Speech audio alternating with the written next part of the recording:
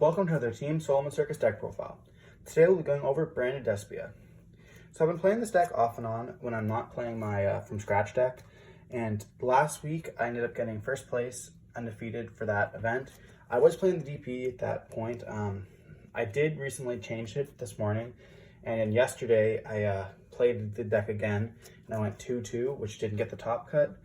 The reason why I cut the DP engine is just because I found myself Vertaing a lot yesterday, and I'm not playing Verte in the build, so you're pretty much just seeing, Fusion Destiny, or so you're not accessing it, so I just removed it to try out some more stuff.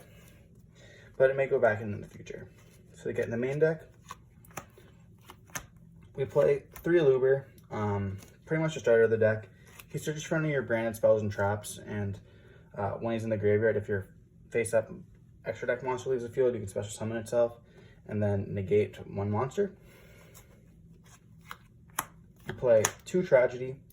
If it's into the graveyard as per card effect, you can add any Despia monster from your deck to your hand. The graveyard effect also comes up because it can reset your branded and red or your branded fusion, so it's definitely really good to know. By banishing itself, it just sets 1. Then we do play the Dramaturge. A lot of people cut that for 2 ad lim, but I really do like Dramaturge due to the fact that it's so good, especially versus a DPE. It's just insane. But yeah, when this card is sent to the graveyard or banished using by a fusion material from your hand, it can special summon itself. It's also really good for a beater. I am playing the 1 ad lib. The card is really not that good. It's crazy because it can summon back your Mirror Jade or whatever you use as a material, or level 8 or lower. But when I was playing DPE, this card was absolutely nuts. Let's say my opponent super polyed me for, I lost my DP, then I used this and set someone back the DP. It was just insane. So overall, good card. I am trying the Albion again. I really didn't like this card at first, but then I realized that you can just send branded opening and get a plus because it does protect. But yeah, I might end up cutting this because it's not my favorite card. If it counted as Albaz in the deck, it'd be insane, but we can't have that. And we do play the 2 Albaz. Not much to say. If you have to normal summon this, it really, really sucks.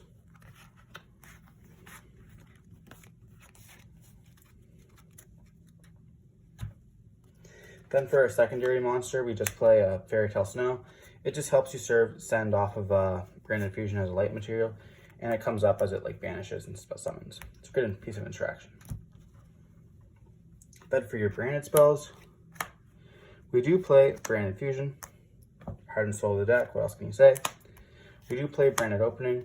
I barely ever see this card, but it's really, really good. It also, I'll end up seeing it more, not in my hand or anything, but off of Albion, so that's good. This card's super expensive for some reason. It definitely shouldn't be. It's a super, come on. Then I play 3 Branded in red. I want to cut this down to 2, but I found myself, every time I do, I found myself never using it, or always needing to use it and can't.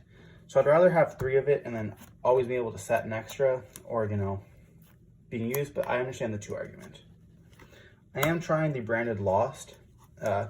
It's important to note this does not stop you getting ashed off your Branded Fusion. It really comes in clutch with the Branded in red though. It's also nuts in mirror match.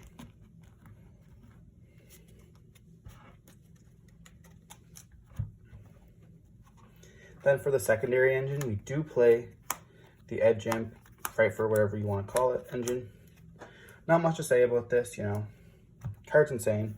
Perfect Patrick is actually cracked.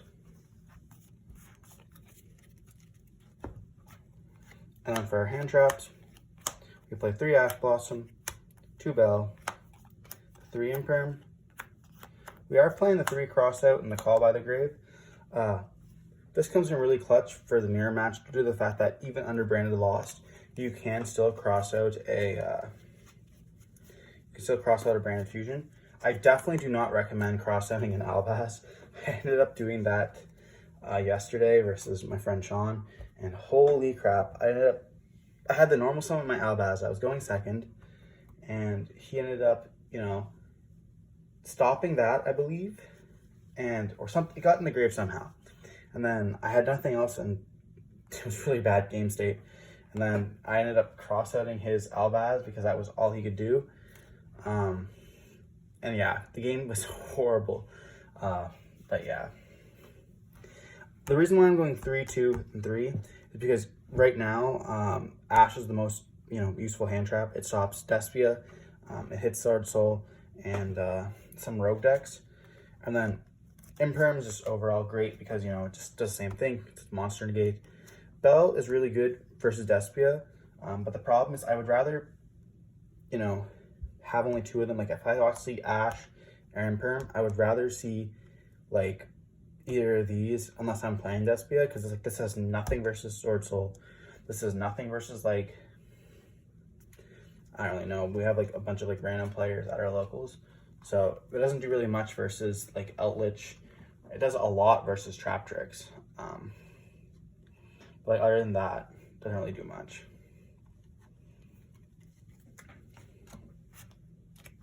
No need to explain Call by the Grave. It just card's insane. So for the extra deck, we play 2 Mirror Jade, very standard.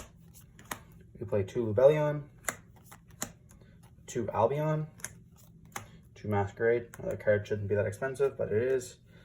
Then we do play the Quertus and the Super Poly target. That's all that really is. If you Zero Poly this versus your opponent, when they're playing Despia, the amount of value gets just insane. But yeah. I guess we also play the Ironclad. This is simply for getting like not contact seed or retaliating seed.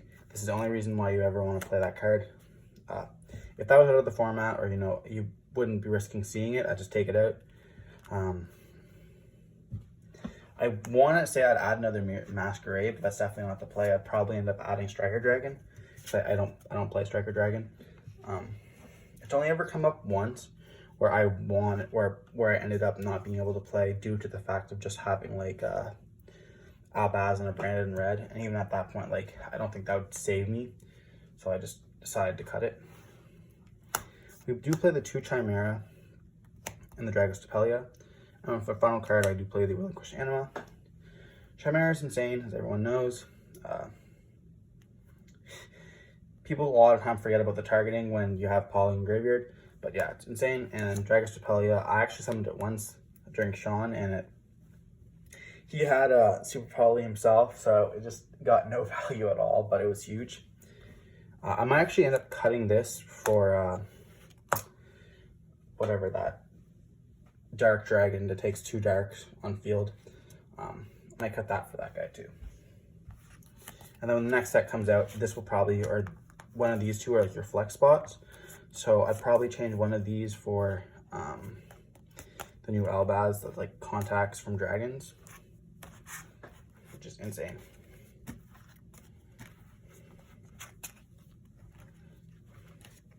But yeah, I'm not playing any of these.